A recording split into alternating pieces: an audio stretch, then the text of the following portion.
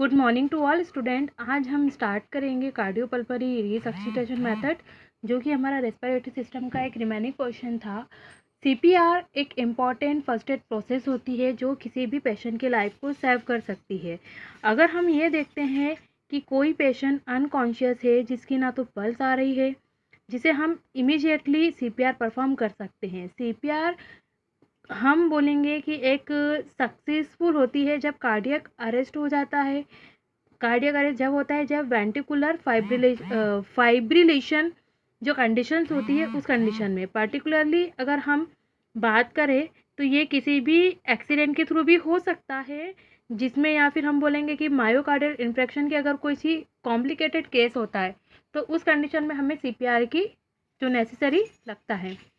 Commonly अगर कोई प्यूपिल जिसको हम देख रहे हैं कि वो अनकॉन्शियस है और वो रिलीव करने की कोशिश कर रहे हैं हम उस विक्टिम को बाय हिम वाटर, क्योंकि अगर कोई पर्सन हम बोलेंगे कि अनकॉन्शियस लेता है तो हम हमेशा यही कोशिश करते हैं कि सबसे पहले कोई बेहोश हुआ तो हम उसको पानी देने की कोशिश करते हैं। लेकिन ये बात हमको ध्यान में रखना है कि अगर कोई पेशेंट अनकॉन्शियस है तो हमें उसे लिक्विड या फिर किसी भी टाइप का कोई भी वाटर सप्लाई नहीं करना है। लिक्विड क्योंकि हम उसको माउथ के थ्रू देते हैं किसी भी अनकॉन्शियस पेशेंट को, तो हो सकता है कि वो डायरेक्टली उसके लंग्स में एंटर कर जाए और विक्टिम की जो लंग्स होता है वो चॉकिंग होने के कारण डेड हो जाए। इसलिए हमें कोई भी पेशेंट अगर अनकॉन्शियस है उसे तो किसी भी टाइप का लिक्विड सप्लाई नहीं करना है, चाहे वो वाटर हो चाहे वो मिल्क हो। या हमें जो पेशेंट होता है उसके जो हेड के नीचे पिलो नहीं रखना है कोई भी अनकॉन्शियस पेशेंट से, क्योंकि हो सकता है कि अगर हम उसके हेड के नीचे पिलो रख दें तो उसकी जो रेस्पिरेटरी ट्रैक्ट में कुछ ब्लॉकेज आ जाए, जिसके कारण से उसकी ब्रीथिंग ब्लॉक हो जाए। हमें जो पिलो रखना है उसके फीट के या पैर के नीचे रखना है और पैरों को थोड़ा सा हमें ऊपर की तरफ रेज करना है, ताकि जो ब्लड का सर्कुलेशन है वो 750 ml ब्लड का सर्कुलेशन या सप्लाई पैरों में हो जाए या इतना बढ़ जाए।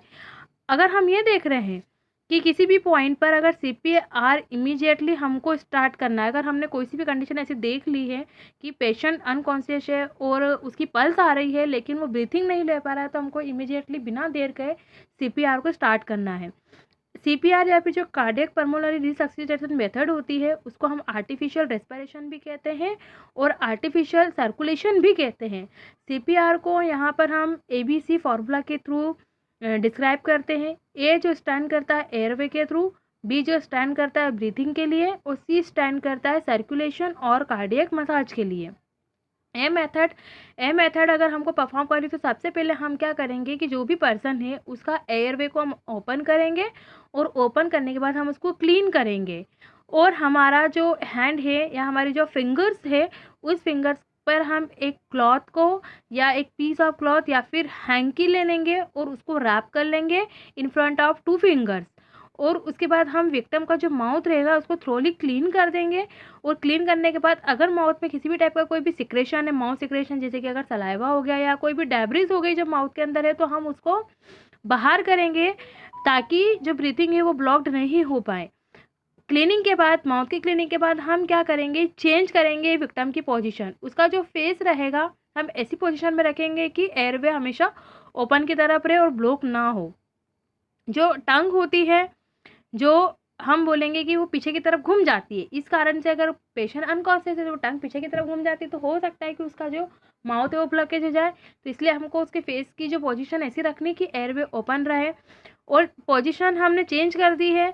पोजीशन चेंज करने के बाद हमने उसकी फेस की पोजीशन चेंज करी। अब हम क्या करेंगे, जो भी पर्सन है उसको थोड़ा सा लिफ्ट कर देंगे, फोरहेड को थोड़ा सा ऊंचा करेंगे और पीछे की तरफ थोड़ा सा मूव कर देंगे और हम उसका जो फेस पोजीशन ऐसा रखेंगे, फेस पोजीशन और जो उसकी चीन की पोजीशन है अपवर्ड होनी चाहिए, जिससे कि जो एयरवे वो ओपन हो जाए। तो इस कंडीशन में हम केवल पर्सन का एयरवे को ओपन करते हैं। बी मेथड की बात करें तो बी मेथड हम उस पर्सन के अप्लाई करते हैं कि जो खुद के हाथ से ना तो फूड ले सकता है और ना ही, क्योंकि हमको ये पता है कि फूड एक ऐसी चीज़ होती है जिसके बिना हम नहीं जी सकते, लेकिन ऑक्सीजन उससे ज़्यादा ज़रूरी होती है। फूड के बिना हम 10 दिन तक रह सकते हैं, विदाउट पानी हम रह सकते हैं 7 दिनों तक, लेकिन विदाउट जो ऑक्सीजन होती है उसके बिना हम 3 मिनट्स या फिर 180 सेकेंड से ज़्यादा सर्वाइव नहीं कर सकते हैं। अगर ब्रीथिंग स्टॉप हो गई है तो हम क्या करेंगे, एयरवे को इमिडिएटली ओपन करेंगे या क्लीन करेंगे, और हम माउथ टू माउथ जो ब्रीथिंग होती है, रेस्पिरेशन रहता है, उसको हम देना स्टार्ट करेंगे, जिसको हम आर्टिफिशियल रेस्पिरेशन भी बोलते हैं।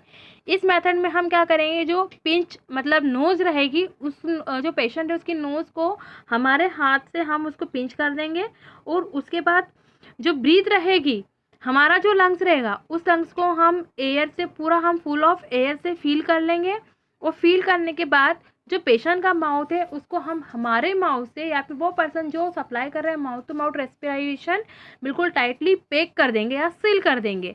और उसके बाद हम क्या करेंगे, जो ब्रीथ हम रहेगी हमारी, जो फोर्सफुली ब्रीथ है, हम पेशेंट के माउथ में हम सेंड कर देंगे, और हम ये देखेंगे कि इनहेल करेंगे। वापस से हम ये प्रोसेस जब तक करेंगे जब तक कि पेशेंट का जो खुद से ब्रीथिंग स्टार्ट नहीं हो जाती है। हम वापस से क्या करेंगे, नाउ हम मूव अप करेंगे, मोर एयर को हम वापस से हमारे जो लंग्स में इनहेल करेंगे, फिर माउथ को पेशेंट के माउथ से सील करेंगे। वही वाली प्रोसेस हम उसको जब तक रिपीट करेंगे जब तक कि ये हम देख नहीं पाते हैं कि जो लंग्स रहेगा पेशेंट का वो अपने आप एक्सपांड और फॉलिंग होना स्टार्ट करता है। अगर यहाँ एग्जाम्पल की हम बात करें कि अगर एयर हमने ब्रीथ करी है और वो जो विक्टिम के लंग्स में चली गई है, या फिर जो एयर ब्रीथ हो रही है उसमें कम से कम 20% होना चाहिए ऑक्सीजन, और जो एक्सपायर एयर है उसमें होना चाहिए 16% ऑक्सीजन, और ऑक्सीजन रहती है उसको हम एक्सपायर्ड एयर से प्रिवेंट करते हैं वाइटली, और ये बहुत ज़्यादा इंपॉर्टेंट होता है किसी भी विक्टिम के लिए।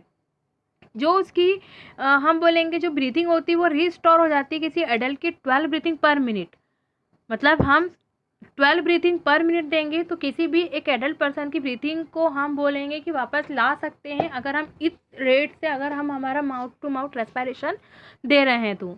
सेकेंड मेथड इसी में होती है माउथ टू नोज रेस्पिरेशन। अगर हम ये देख रहे हैं कि कोई पर्सन है कि जो अपना माउथ ओपन करने में सक्षम नहीं है या नहीं एबल है, या फिर हम ये बोले कि उसके माउथ में अगर फ्रैक्चर हो गया हो, या किसी भी रीज़न से हम ये देख रहे हैं कि किसी भी पेशेंट का हम उसका माउथ ओपन नहीं कर पा रहे, तो उस कंडीशन में हम माउथ टू नोज रेस्पिरेशन देखते हैं। इस मेथड में हम क्या करते हैं कि हमारा जो माउथ होता है वो हम सील कर देते हैं पेशेंट की नोज़ से। उस सेम प्रोसीजर जो हमने माउथ टू माउथ रेस्पिरेशन में की है वही जो सेम प्रोसीजर हम यहाँ पर स्टार्ट कर देते हैं, और माउथ की जगह पर हम यहाँ पर लोअर जॉ लेते हैं, मतलब उन पेशेंट के लिए हम अप्लाई करते हैं जिनके लिए लोअर जॉ होता है वो ओपन होने में एबल नहीं होता है। नेक्स्ट होती है सी मेथड।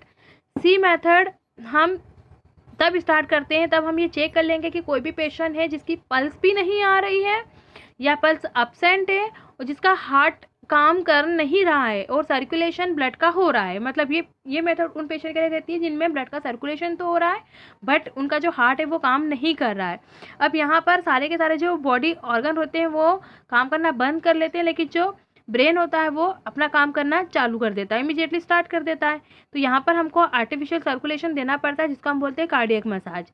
अब जो कार्डियक मसाज होती है हम उसको परफॉर्म करते हैं हार्ट में, दोनों मतलब हार्ट के ऊपर हम एक प्रेशर अप्लाई करते हैं हमारे हाथ के थ्रू जो विक्टिम्स के होते हैं। और हैंड की बात करें तो हैंड पूरा हैंड नहीं, हम केवल हमारे जो 2 फिंगर्स को इसमें यूज़ करते हैं, लोअर 2 फिंगर्स को। और इसमें जो लोअर 2 फिंगर्स रहती है हम स्टेनम को प्रेस करते हैं और स्टेनम को प्रेस करने के बाद हम उसको चेस्ट पे रखते हैं।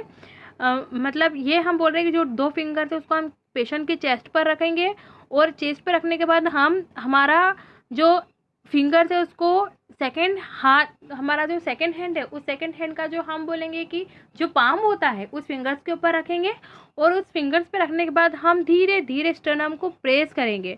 और एक के बाद हमको ये प्रेसिंग करना है जब तक कि किसी भी पेशेंट की जो ब्रीदिंग होती है वो आ नहीं जाती है।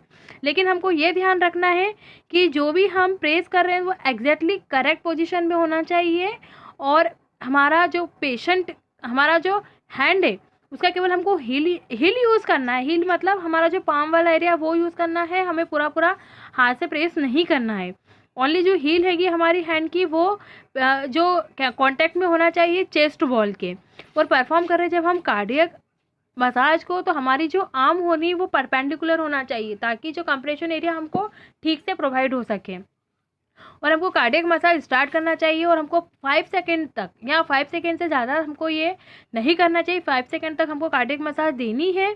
और अगर हमको ये पता चल रहा है कि या एम्बुलेंस आ जाती है तो तब तक एम्बुलेंस नहीं आती, तब तक हमको ये प्रोसेस को स्टार्ट रखना है, जिसमें जो पेशेंट होती है उसका जो ब्रीथिंग होती है वो वापस आने में, रीस्टोर होने में हमको हेल्प मिलती है।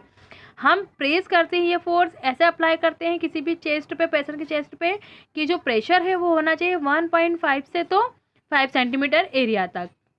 और जो प्रेशर हम अप्लाई कर रहे हैं वो प्रेशर होना चाहिए 10 kg पर स्क्वायर सेंटीमीटर या फिर 20 पाउंड पर स्क्वायर इंच तक।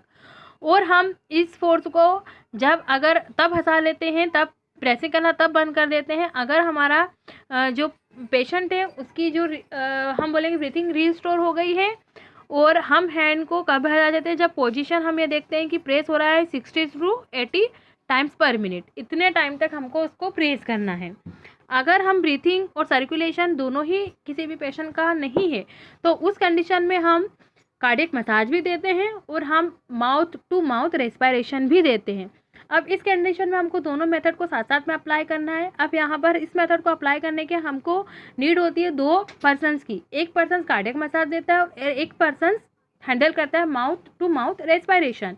दोनों प्रोसेस को हमको सेम हैंडल करनी है। अगर पेशेंट का पल्स भी नहीं आ रहा है और उसके ब्लड का सर्कुलेशन भी नहीं है तो उस कंडीशन में हमको माउथ टू माउथ रेस्पिरेशन भी देना है और साथ साथ में कार्डियक मसाज भी अप्लाई करनी है। तो ये होती है हमारी resuscitation method. Thank you for student.